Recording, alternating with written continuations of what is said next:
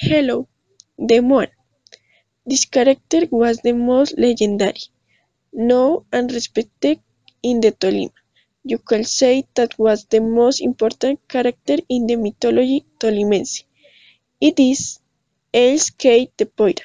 It was a vein of human for his face burned, long hair, pierced eye, and rose. People say it is a great persecutor of women. The Poira was naughty and loved Moan, stole the kid Joe, attracted to him with artifice.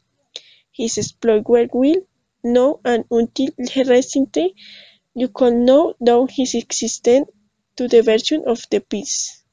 They live in the more deeper and dangerous pools of sunrise and stream wherein Sid Cave of Cave was known unto him a field like his own. There are gears in rapture. The Moan pair for various rivers and streams to snuff smoking native flowers insects, loving a courting woman who used to go was close to the place and tempted